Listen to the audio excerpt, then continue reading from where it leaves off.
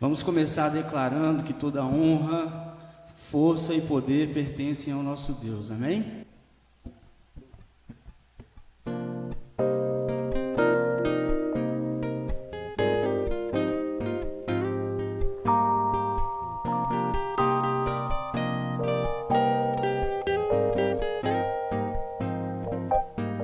Seu nome é maravilhoso, conselheiro, príncipe da paz, Deus forte, Pai da eternidade, a estrela da manhã. Ele é o Santo de Israel, todo-poderoso Deus. Seu reinado não tem fim. Santo é o seu nome, o Messias esperado, raiz de Davi, o amado, o Cordeiro imaculado. Santo é o seu nome.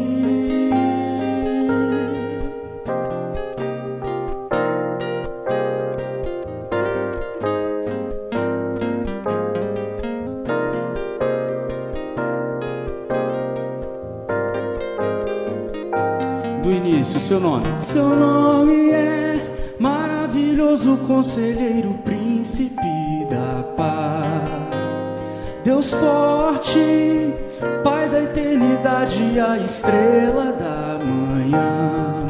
Ele é o Santo de Israel, todo-poderoso Deus. Seu reinado não tem fim. Santo é o seu nome, o Messias esperado, raiz de Davi, o amado, o Cordeiro imaculado. Santo é o seu nome. Todo louvor, honra e poder, glória e majestade ao soberano Rei dos Reis. Todo louvor, honra e poder, glória e majestade ao soberano Rei dos Reis. Todo louvor. Amém. E esse Deus qual nós servimos sempre será digno de receber nosso louvor e nossa adoração.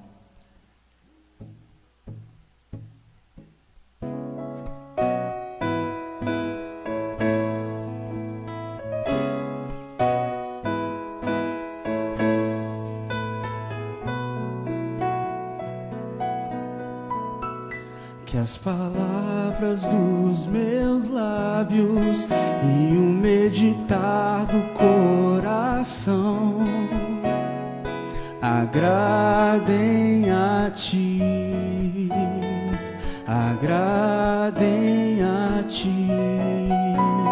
Que as palavras dos meus lábios e o meditar do coração agradem a ti, ó Senhor. Minha rocha e redentor, a razão do meu cantar, agradável aos teus olhos quero ser.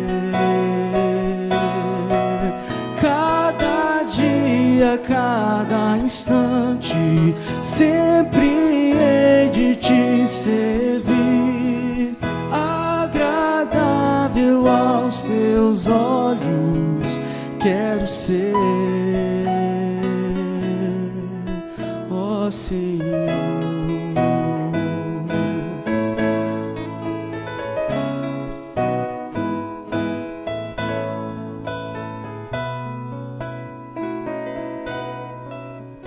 Que as palavras dos meus lábios e o meditar do coração agradem a ti,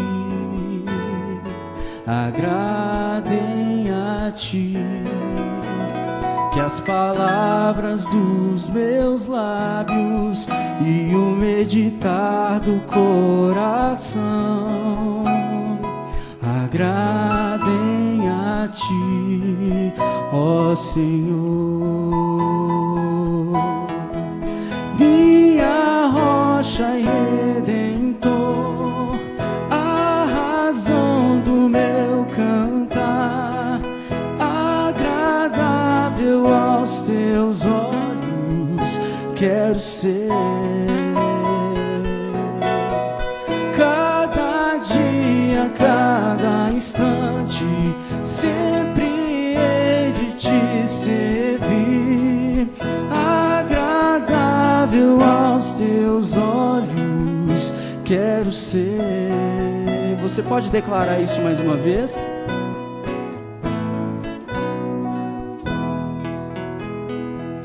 Hei de te servir, agradável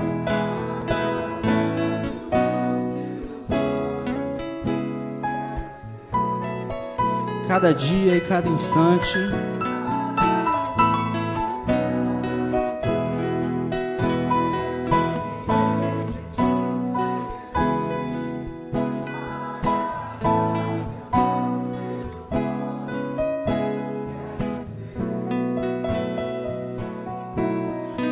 Ó Senhor,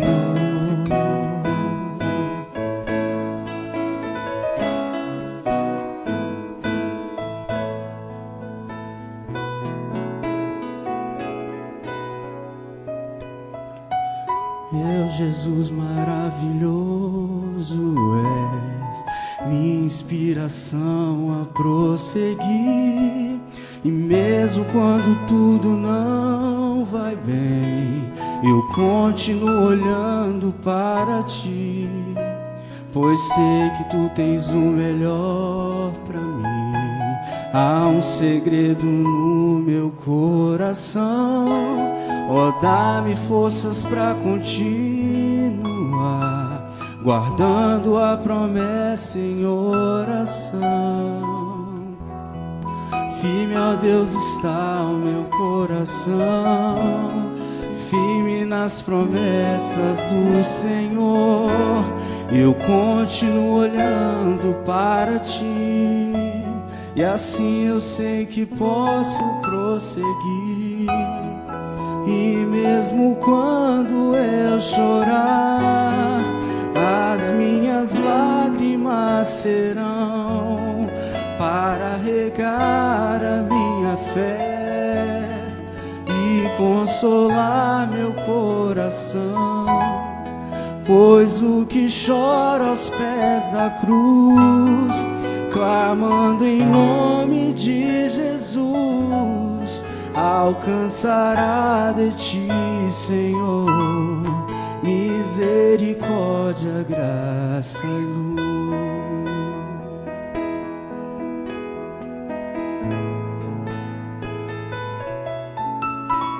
Teu grande amor não cessa, eterno, não tem fim.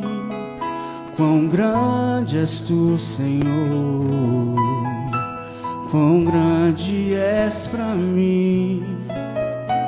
Sua graça é o meu refúgio, descanso no seu poder. Maravilhoso és, maravilhoso és pra mim. Firme, ó Deus, está o meu coração, firme nas promessas do Senhor. Eu continuo olhando para ti, e assim eu sei que posso prosseguir. E mesmo quando eu chorar, as minhas lágrimas serão para regar a minha fé e consolar meu coração, pois o que chora aos pés da cruz, clamando em nome de Jesus alcançará de ti, Senhor, misericórdia, graça e luz.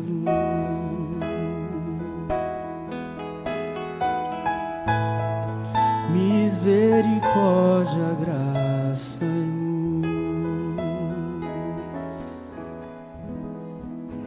Amém.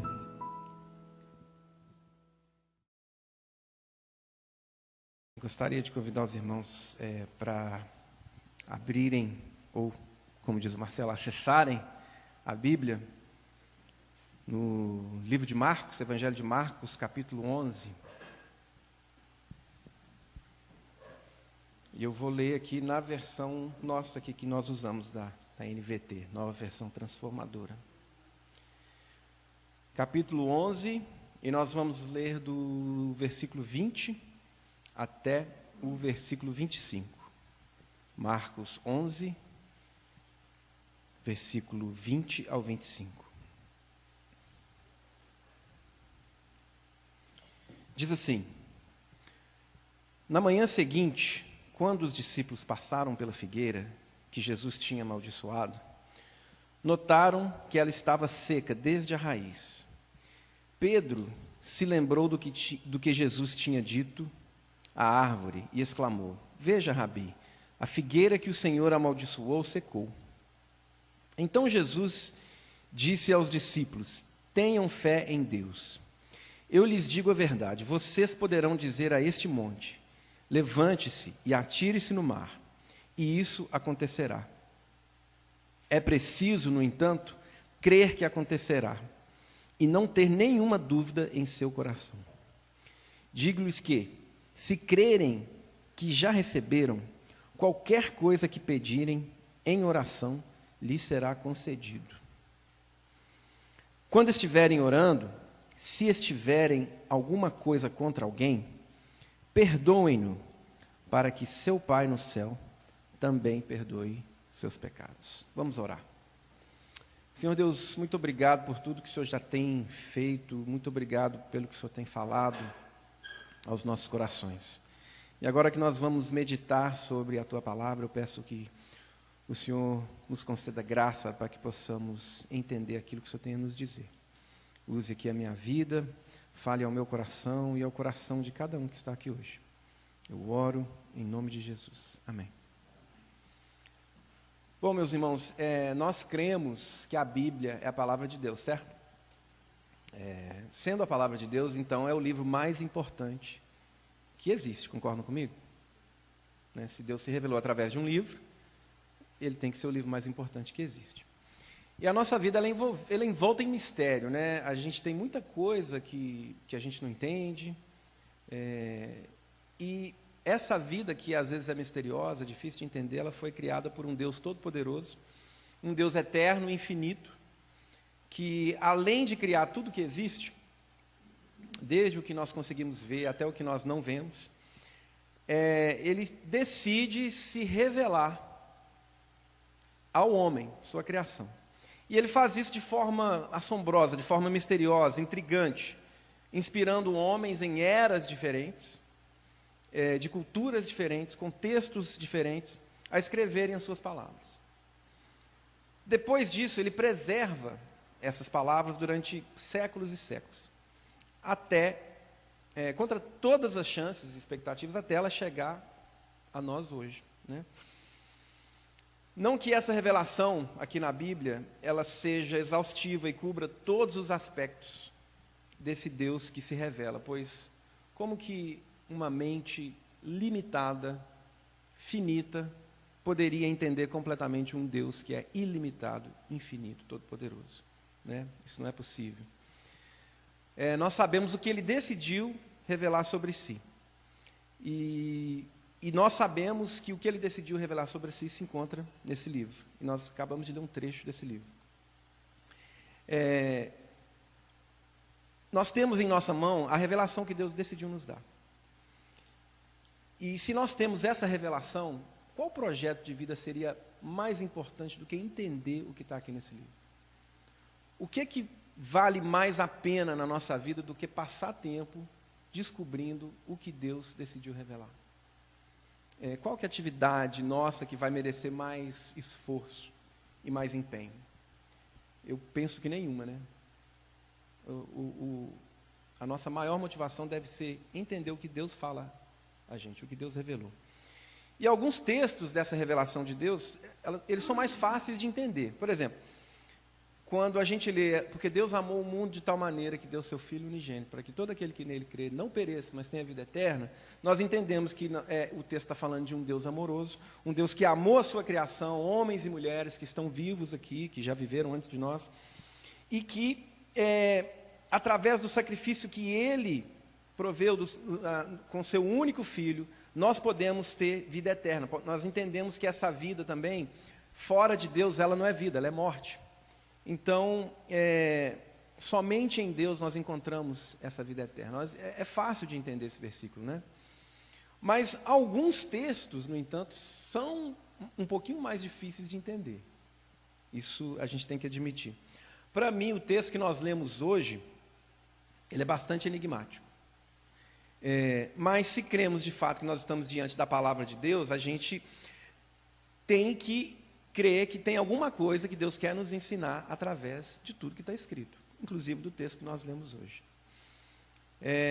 Eu gostaria de mostrar nesse tempo de exposição aqui do texto uma coisa: Deus é poderoso para realizar o impossível, e às vezes Ele escolhe usar algumas ações humanas nesse processo.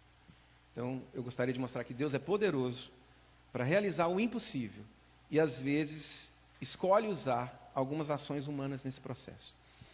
A opinião da maioria dos estudiosos é que Marcos foi o primeiro evangelho escrito. Cada evangelho, né, você tem Mateus, Marcos, Lucas e João, cada evangelho ele foi escrito com um público diferente em mente, com um objetivo diferente. O objetivo de Marcos é mostrar que Jesus é o servo de Deus. E ele veio ao mundo, ele se encarnou, ele foi batizado, ele foi capacitado pelo Espírito Santo para exercer o seu ministério aqui na terra, o que ele fez durante 3 anos, cerca de 3 anos, até a sua morte, ressurreição e ascensão aos céus. O versículo-chave de Marcos, que mostra isso, está no capítulo 10, versículo 45, diz: pois nem mesmo o Filho do Homem veio para ser servido, mas para servir e dar a sua vida em resgate por muitos. Jesus ele começou o ministério dele anunciando que o reino de Deus havia chegado. A gente falou sobre isso aqui um tempo atrás. E chamando as pessoas ao arrependimento. Está lá no versículo 14, no versículo 15 do primeiro capítulo. Ele também começou fazendo muitos milagres. No entanto, o foco do ministério de Jesus era o ensino. E os milagres que ele fazia sempre corroboravam esse ensino. Como um amigo meu costuma dizer, os milagres eles são como sirenes. Eles são importantes, mas eles não são um fim em si mesmos. E Jesus, certamente despertou a curiosidade de muitos. Tanto que seu ministério, que se desenvolveu inicialmente ali na Galiléia, chamou a atenção dos líderes religiosos que vieram de Jerusalém para investigar.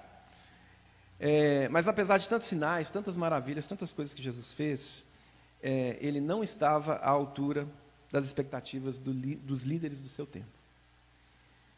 E a sua mensagem foi rejeitada. Por quê? Sua mensagem ela era inconveniente, ela incomodava, e eles simplesmente não a entenderam, ou não quiseram entender. Mas isso não era surpresa, né? Porque o profeta Isaías já tinha falado quase 700 anos antes, no capítulo 53, versos de 1 a 3. Ele diz o seguinte: quem creu em nossa mensagem? E a quem foi revelado o braço do Senhor? Ele cresceu diante dele como um broto tenro e como uma raiz saída de uma terra seca. Ele não tinha qualquer beleza ou majestade que nos atraísse, nada em sua aparência para que o desejássemos. Foi desprezado e rejeitado pelos homens, um homem de tristeza e familiarizado com o sofrimento. Como alguém de quem os homens escondem o rosto, foi desprezado, e nós não o tínhamos em estima. Isso foi dito por Isaías lá atrás, sobre Jesus. A mensagem de Jesus havia sido rejeitada pelos líderes e pela grande massa. Por isso, em determinado momento do seu ministério, ele começa a ensinar em parábolas. que muitas vezes nem os discípulos entendiam, né? Mas ele chamava os discípulos e explicava o significado das parábolas. O relato do Evangelho de Marcos, ele foca 2/3 dele no ministério de Jesus na Galileia, e 1/3 na semana final do ministério de Jesus, que é quando ele vai para Jerusalém. Ele havia sido rejeitado por aqueles que supostamente eram os detentores do conhecimento de Deus, da lei de Deus, e o sofrimento e a morte que ele havia predito estavam prestes a acontecer. Ele estava recém-chegado a Jerusalém naquela que seria a última semana dele aqui na terra, como, né, Deus encarnado. E no primeiro dia em Jerusalém, eles chegaram, já era tarde, eles foram para o templo, né, Jesus e os discípulos, e Jesus só observou. Aí depois ele saiu de lá com os 12 e eles foram para Betânia, nas proximidades de Jerusalém, que é onde eles estavam sendo hospedados. No dia seguinte, eles saem de Betânia e vão para Jerusalém de novo. Aí houve o milagre do amaldiçoamento da figueira. O que aconteceu foi que Jesus teve fome e ele viu uma figueira com folhas, o que poderia significar que havia alguns frutos nela, apesar de não ser época de frutos. Mas ela tinha folhas, e às vezes tinha frutos escondidos, né, atrás das folhas. Ele chega até a figueira, ele estava com fome e ele vê que não tinha nenhum fruto. Então, ele amaldiçoa a figueira.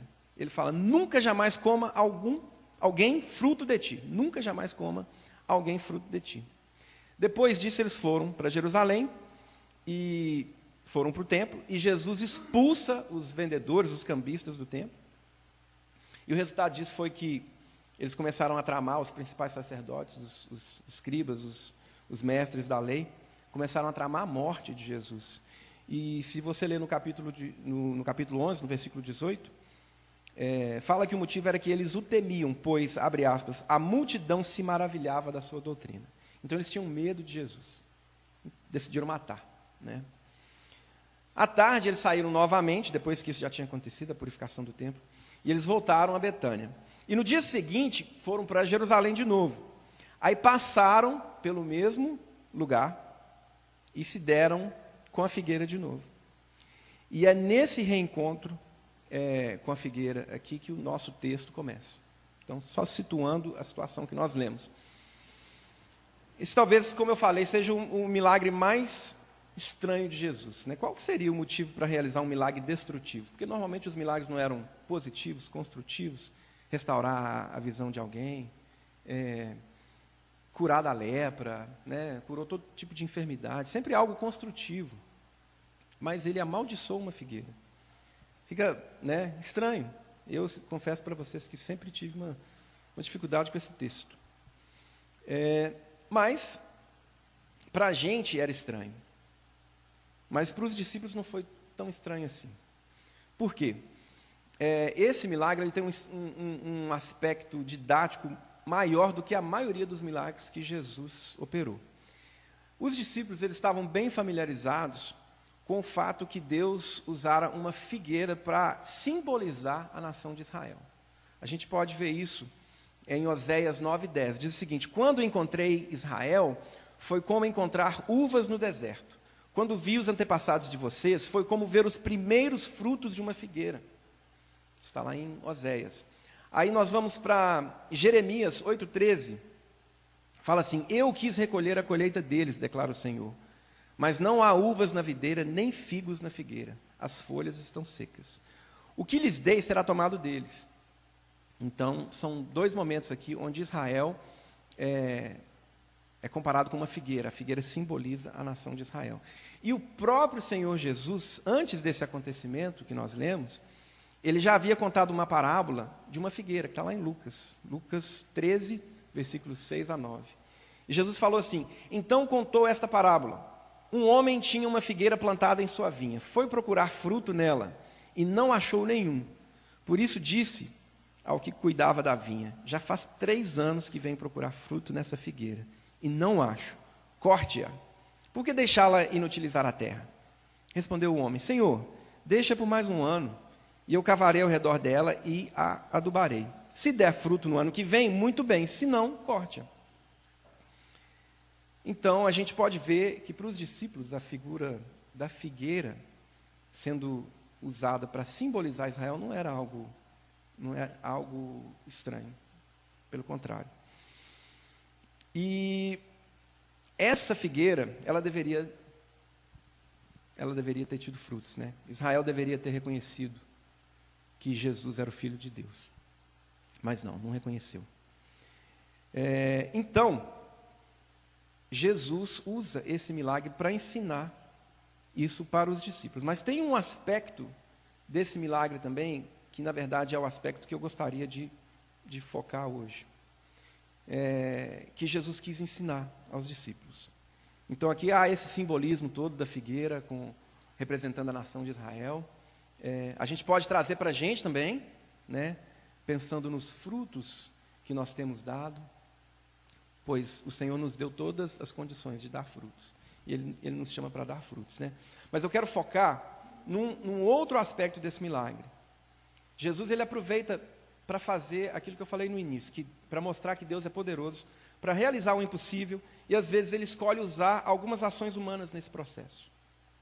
Olha só, Jesus responde no versículo 22, dizendo aos discípulos: tenham fé em Deus.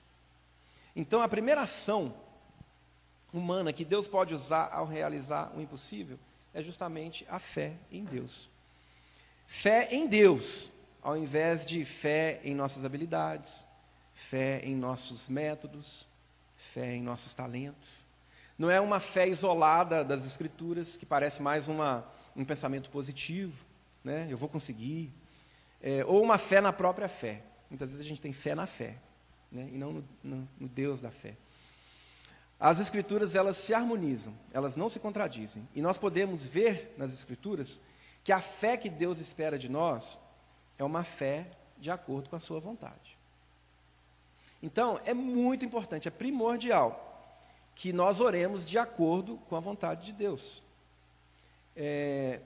Se nós temos alguma expectativa que Deus vai ouvir a nossa oração. Mas, como? Olha só, vejamos aqui o que o Senhor nos fala através do apóstolo João. Esta é a confiança que temos ao nos aproximarmos de Deus. Se pedirmos alguma coisa de acordo com a sua vontade, Ele nos ouve. Está lá em 1 João 5, versículo 14. Então, nós precisamos orar de acordo com a vontade de Deus. E o Senhor nos fala através do escritor aos Hebreus, que a fé é a certeza daquilo que esperamos e a prova das coisas que não vemos. Hebreus 11, versículo 1. Mas como podemos ter certeza de algo que esperamos quando a gente não consegue ver nenhum sinal daquilo? Como é possível provar o que não se pode ver? Como é possível esperar contra a esperança? Como é possível continuar crendo quando tudo ao nosso redor indica o contrário? Bom, somente pela ação de Deus na nossa vida. Afinal, a fé, ela é um dom de Deus. Diz lá em Hebreus 12, 2, que Jesus é o autor da fé. É Ele quem opera em nós o querer e o realizar, segundo a sua boa vontade. É o que Filipenses 2, 13 nos diz. Eu acho também impressionante a quantidade de vezes que Jesus repetiu que nos daria o que nós pedíssemos em seu nome. Olha só, João 14, versículos 13 e 14. E eu farei o que vocês pedirem em meu nome, para que o Pai seja glorificado no Filho. O que vocês pedirem em meu nome, eu farei. Só que ele falou 2 vezes. Nós devemos orar tendo fé em Deus, orando de acordo com a vontade dele, certo? Mas como que nós podemos saber qual que é a vontade de Deus? Aí que está, né? Como que nós podemos saber qual que é a vontade de Deus? Bom, João 15, 7 fala o seguinte: se vocês permanecerem em mim e as minhas palavras permanecerem em vocês, pedirão o que quiserem e lhes será concedido. Está aí a resposta. Permanecendo em Jesus e suas palavras permanecendo em nós. Aí fica uma primeira pergunta: como que as palavras de Jesus permanecerão em nós, se nós não tirarmos um tempo para ler e meditar nessas palavras? Certo? Como que essas palavras aqui podem permanecer em mim se eu não paro para ler? Fica difícil, né? Para não dizer impossível. No versículo 10, diz o seguinte: Se vocês obedecerem aos meus mandamentos, permanecerão no meu amor, assim como tenho obedecido aos mandamentos de meu Pai, e em seu amor permaneço. Nós permanecemos no amor de Cristo quando obedecemos aos seus mandamentos. Quando isso acontece, o Senhor nos conta alguns dos seus segredos. Olha só, Salmo 25:14. O Senhor confia os seus segredos aos que o temem e os leva a conhecer a sua aliança. É sensacional esse versículo. Você já sentiu no coração uma certa frustração por não conhecer Deus profundamente? Eu confesso que sim, eu sinto isso com uma certa frequência. Parece que a gente fica só na superfície, né? E nós não descemos no fundo desse relacionamento. Marcelo falou aqui que fez uma viagem um pouco longa, mas em companhia agradável. Ele estava com a Vânia. Não é? Quanto que o Marcelo conhece, quanto que você conhece a Vânia hoje, comparado com 30 anos atrás? Não é? Eu estava conversando com a Alessandra essa semana. Eu falei, gente, a gente tem planos, assim, a gente se curte, a gente quer estar junto, quer viajar junto. E a gente se conhece muito bem, né? São 21 anos de casados. E nós passamos tempo juntos, né, gente? Então, nós precisamos descer a esse nível de relacionamento com Deus. Há uma ordem em progresso aqui nos versículos que nós lemos, gente. Olha só. Nós obedecemos aos mandamentos de Cristo. Ok? Como consequência, nós permanecemos em seu amor. Uma vez que nós permanecemos em seu amor, nós aprendemos a conhecer a vontade de Deus, porque Ele nos conta os segredos dele. Então está aí. E se nós conhecemos a vontade de Deus, nós podemos orar de acordo com a sua vontade. Então, está aqui. Revelação de Deus para a gente entender. Tenhamos fé em Deus, gente. Tenhamos fé em Deus e nele somente. Não em nossas habilidades, nossos métodos, nossas qualidades. Não são nessas coisas que nós devemos colocar nossa fé, mas sim no Senhor Jesus.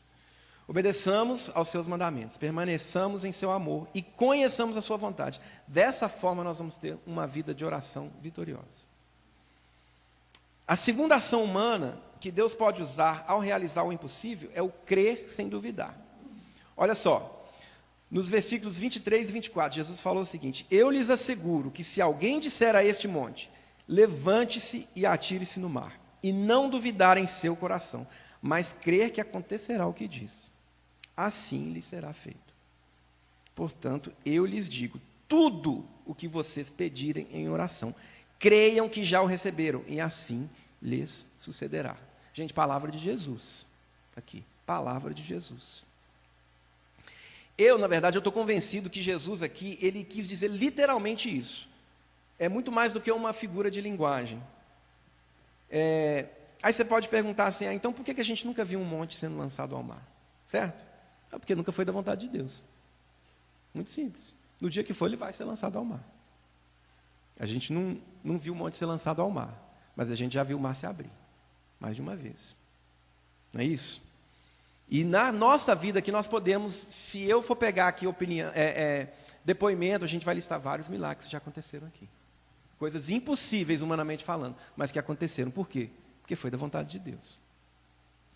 Então, e outra coisa, por que a gente nunca viu um monte sendo lançado assim no mar? Não é a vontade de Deus.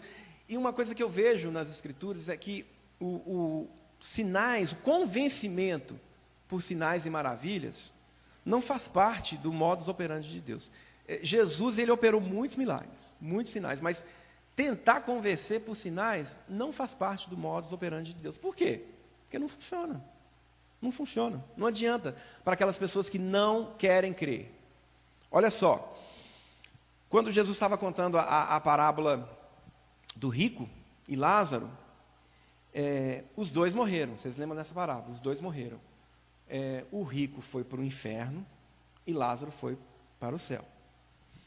E aí, o rico, de lá do inferno, ele pede que Abraão envie Lázaro para avisar para os irmãos dele, para que eles não fossem para o mesmo lugar onde ele tinha ido. Aí o que Abraão responde? Olha só, Jesus contou isso também. Está lá em Lucas 16, 31.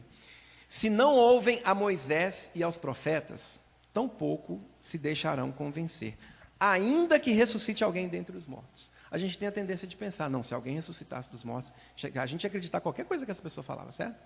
Mas não é verdade. A prova maior disso é que Jesus ressuscitou Lázaro dos mortos depois de 4 dias que ele estava morto. Qual foi a reação do povo? Queria matar Jesus. Não só queria matar Jesus, mas queria matar Lázaro também. Não adianta. Milagres não convencem ninguém. Não convence ninguém. A Bíblia, ela diz que Deus, Ele é amoroso e misericordioso, nós sabemos disso. Mas ela também mostra para a gente algumas coisas que Deus não gosta. Uma das coisas que Deus não gosta, gente, é a incredulidade. Deus não gosta de incredulidade. Olha só, Mateus 17, 17. O pai tinha trazido um menino para ser, que estava endemoniado, possesso por um demônio, e os discípulos não conseguem expulsar o demônio. Aí Jesus chega, olha as palavras de Jesus. Ó geração incrédula e perversa, até quando estarei com vocês? Até quando terei que suportá-los? Palavra dura, né? Até quando terei que suportá-los? Puxa vida, imagina Jesus virando para você e falando, Edinho, até quando eu vou ter que te suportar, Edinho? É duro, né? Deus não gosta de incredulidade. Hebreus 11, 6 diz o seguinte, de fato, sem fé é impossível agradar a Deus. Bom, se para agradar a Deus é essencial que a gente tenha fé, nós podemos inferir que a nossa incredulidade também desagrada a Deus, correto? Se para agradar a Deus eu tenho que ter fé, e se eu sou incrédulo, o que eu faço? Eu desagrado. Tiago 1, versículos 5 a 7, diz o seguinte, se algum de vocês tem falta de sabedoria, peça a Deus, que a todos dá livremente, de boa vontade, e lhe será concedida. Peça-a, porém, com fé, sem duvidar, pois aquele que duvida é semelhante à onda do mar, levada e agitada pelo vento. Não pense tal homem que receberá coisa alguma do Senhor. Nosso Deus não gosta de incredulidade. Precisamos, portanto, ter fé sem duvidar. Mas como que a gente pode amadurecer a nossa fé até o ponto dela se tornar inabalável? Nós lemos já o versículo de João 15, 7. Se vocês permanecerem em mim e as minhas palavras permanecerem em vocês, pedirão o que quiserem e lhes será concedido. Para que a nossa fé seja fortalecida e cresça, as palavras de Jesus precisam permanecer em nós. Às vezes a fé ela é regada até pelas lágrimas, né, como a gente cantou aqui hoje. Mas aquilo que se rega, cresce. Às vezes você vai chorar, mas se a fé está crescendo, amém. Olha só, se as palavras de Jesus permanecerem em nós, isso vai fortalecer a nossa fé. As palavras se encontram na revelação escrita, nas Sagradas Escrituras, que por sinal foram inspiradas e preservadas para chegar até nós hoje. E essas escrituras, elas dizem que a fé vem por ouvir a mensagem, e a mensagem é ouvida mediante a palavra de Cristo. Romanos 10, 17. Outra versão diz, a fé vem pelo ouvir a palavra. Esse texto que nós lemos, nos mostra como é grande a nossa responsabilidade de pregar a palavra de Deus. Pois a mensagem oriunda da palavra, ela produz a fé nos corações de quem ouve. Efésios 4, de 11 a 13, diz o seguinte, e ele designou alguns para apóstolos, outros para profetas, outros para evangelistas e outros para pastores e mestres, com o fim de preparar os santos para a obra do ministério, para que o corpo de Cristo seja edificado até que todos alcancemos a unidade da fé e do conhecimento do Filho de Deus, e cheguemos à maturidade, atingindo a medida da plenitude de Cristo. É grande a nossa responsabilidade. Tanto de fazer com que as palavras de Cristo permaneçam em nós, para que nós possamos ensinar essas palavras às pessoas que Deus colocou no nosso raio de influência. Quando nós fazemos isso, vivemos isso, fazemos isso, nós fortalecemos a fé das pessoas ao nosso redor.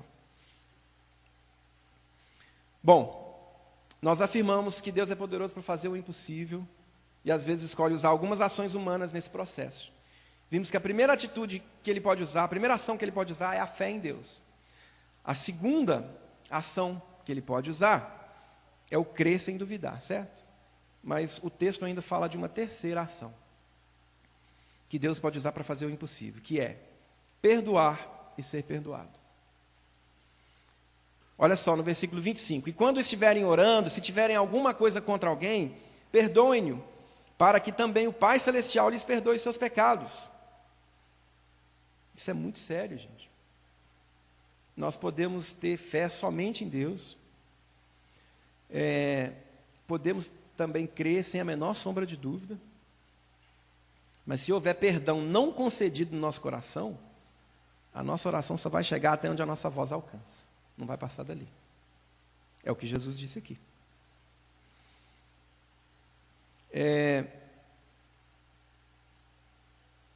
Perdoar é uma dificuldade, né? É uma dificuldade. Eu sei que é para mim. Eu acho que não é fácil para ninguém. Mas é uma necessidade que nós temos. Às vezes a gente fica segurando uma coisa por anos, né? E olha só, gente, Jesus ele tratou do nosso pecado na cruz, certo? Então, tudo de ruim que você fez, ou tudo de bom que você deixou de fazer, isso foi tratado na cruz com o sangue de Jesus. Mas às vezes a gente vive em débito com Deus, não por causa dos nossos pecados, mas por causa do perdão que a gente não concede. Porque Jesus atrelou o perdão dos nossos pecados ao perdão que nós concedemos ao próximo. E às vezes a gente não para pensar nisso. Às vezes a gente vive aí anos de uma vida de oração medíocre. Mas aí você tem esse ressentimento, anos que te acompanha, porque alguém pisou na bola com você, alguém cometeu alguma injustiça. É difícil isso, mas a gente tem que entender essas coisas. Às vezes alguém falou uma mentira a seu respeito, e a gente já fala, às vezes até ao invés de tratar do fato em si, né? Fulano é mentiroso, a pessoa às vezes nem é mentirosa, ela falou uma mentira, mas ela não mente com frequência. Não, fulano é mentiroso. O pastor Nelson Bomego falou uma coisa uma vez que me marcou muito. Ele falou que a gente tem que dar às pessoas a oportunidade de mudar de opinião. Às vezes alguma pessoa falou um negócio que te machucou 10 anos atrás, hoje ela nem pensa mais assim, e você continua falando, não, cara, sim, ele é porque ele é assim. Mas foi lá naquele momento. Será que Deus não trabalhou na vida dele também? Deus trabalhou na sua vida até hoje? Você é do jeito que você era no dia que você se converteu? A não ser que você se converteu ontem, se você for, tem algum problema. Deus trabalha na nossa vida, Ele muda, Ele restaura. Ele pode fazer isso na vida de alguém que nos machucou também. Agora, mesmo se aquela pessoa continua sendo daquele jeito, ou até pior, nós temos que conceder o perdão. Ressentimento é algo totalmente incompatível com a vida de um discípulo de Jesus. É incompatível, não funciona. Quando os discípulos pediram que Jesus os ensinasse a orar, ele fez a oração que nós conhecemos hoje como a oração do Pai Nosso, certo? Só por esse nome, do Pai Nosso, e pelo início da oração, vemos que é uma oração comunitária. Eu falei sobre isso aqui na terça-feira, na reunião. Toda a oração do Pai Nosso ela é feita em comunidade. Não é uma oração individual. Pai Nosso que estás no céu. O pão nosso de cada dia. Perdoa as nossas ofensas. Não nos deixes cair em tentação. Livra-nos do mal. Gente, por que é isso? Porque nós fomos chamados para viver em comunidade. E se você vive em comunidade e não perdoa, você vai ter uma vida miserável. Um casal não é uma comunidade? Gente, viver sem perdão é uma vida miserável, não vale a pena ser vivida. Então, essa oração, ela é feita em comunidade porque Jesus sabia disso. Nós precisamos perdoar. Precisamos perdoar. Porque é impossível viver em comunidade sem perdoar. Sem falar que às vezes você vai precisar de perdão do outro, né? Porque se fosse só o outro que pisasse na bola, né? Mas às vezes a gente também pisa na bola. O que seria de mim hoje se eu não contasse com o perdão da Alessandra? Confesso para vocês que já contei muitas vezes, né? E eu vou continuar contando. Espero que o mínimo possível. Mas eu preciso do perdão dela, senão não dá para a gente viver junto. Perdoai as nossas ofensas, assim como nós perdoamos a quem nos tem ofendido. Em outras palavras, quando a gente faz essa oração, nós concordamos com o fato de que o nosso perdão, por parte de Deus, está condicionado ao perdão que nós concedemos ou deixamos de conceder. É isso que quer dizer. Você está falando com Deus o seguinte: do jeito que eu perdoo quem erra contra mim, me perdoa também, Senhor. E se você não perdoa, como é que fica? Deus vai falar: você não perdoou, então não vou te perdoar também não. Palavra de Deus, gente. Não é pelo fato que nós pecamos, muitas vezes, que nós vivemos uma vida derrotada. É pelo perdão que às vezes a gente não consegue conceder. Como eu falei, a cruz já lidou com o nosso pecado. 1 João 1, versículo 9. Se confessarmos os nossos pecados, Ele é fiel e justo para nos perdoar os pecados e nos purificar de toda injustiça. Nós pecamos, sim, mas nós temos um advogado diante do Pai, que é Jesus. Então nós precisamos perdoar para que nós sejamos perdoados. Jesus diante do Pai fala só: perdoa o Erlon lá, Senhor. Você viu que ele perdoou o cara que fez muita raiva nele, o cara que fez a injustiça aqui, ele perdoou. Perdoa ele também. Ele está fazendo o que eu falei para ele fazer, né? Agora, se Jesus está intercedendo por mim e eu não perdoo, Deus vai falar: e aí? Olha lá. Eu vou ter que trabalhar no coração dele para ele perdoar aquele cara ali. Aí se eu perdoo ele, né? Não é alegoria não, está na palavra de Deus. E quando estiverem orando, se tiverem alguma coisa contra alguém, perdoem-no, para que também o Pai Celestial lhes perdoe seus pecados. É uma condicional. O texto não pode ser mais claro do que isso, né? Fica a pergunta para a nossa reflexão: como nós temos tratado o perdão que nós devemos conceder às pessoas? Bom, para concluir, gente, eu queria... nós vemos que, apesar de ser soberano e não necessitar que nós façamos algo para Ele, Deus escolhe nos incluir na sua obra. Isso é maravilhoso. E às vezes essa obra inclui algo que é humanamente impossível.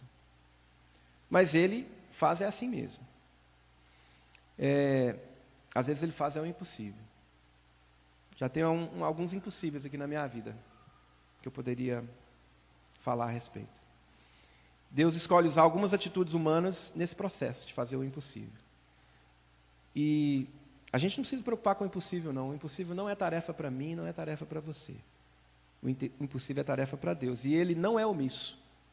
Ele chama a responsabilidade. Ele faz a parte dele. E Ele nos envolve no processo, e esse envolvimento traz consigo algumas responsabilidades, que são exclusivamente nossas. Então Ele espera que nós tenhamos fé somente nele, primeira coisa. Que creiamos sem duvidar e que perdoemos, a fim de sermos perdoados. São 3 coisas que Ele me mostrou através desse texto, para que a nossa oração, que será de acordo com a vontade dEle, seja respondida. Então, a minha oração é que Deus conceda a todos nós, a mim e a cada um aqui, a graça de entendermos e vivermos essa realidade, para a honra e glória do seu santo nome. Se nós vivermos assim, nós certamente vamos ver alguns montes aí sendo lançados ao mar. Amém? Que Deus nos abençoe. Amém. E esse Deus, qual nós servimos, sempre será digno de receber nosso louvor e nossa adoração.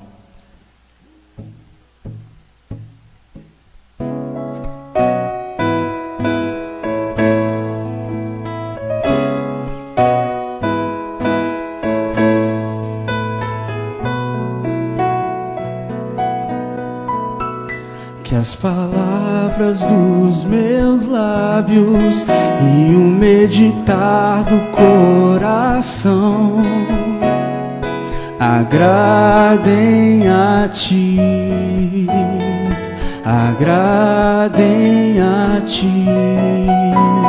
Que as palavras dos meus lábios e o meditar do coração agradem a Ti, ó Senhor. Minha rocha e redentor, a razão do meu cantar, agradável aos Teus olhos quero ser.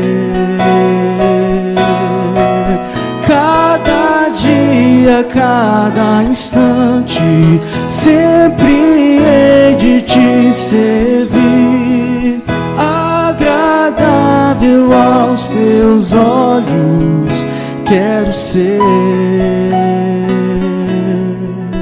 ó Senhor.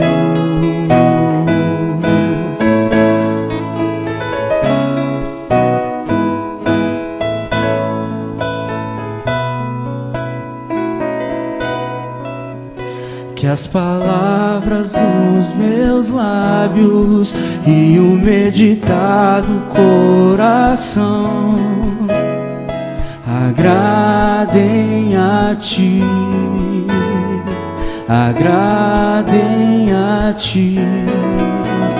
Que as palavras dos meus lábios e o meditar do coração agradem a Ti, ó Senhor. Minha rocha e redentor, a razão do meu cantar, agradável aos Teus olhos quero ser.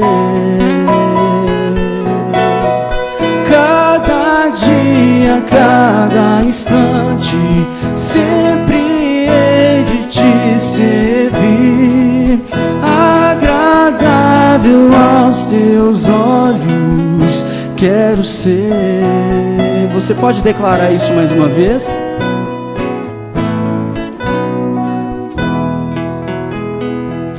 Hei de Te servir. Agradável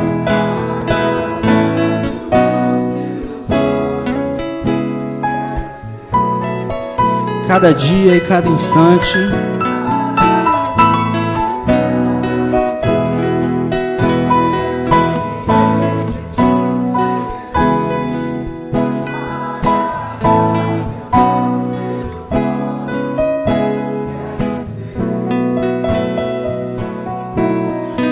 Ó Senhor,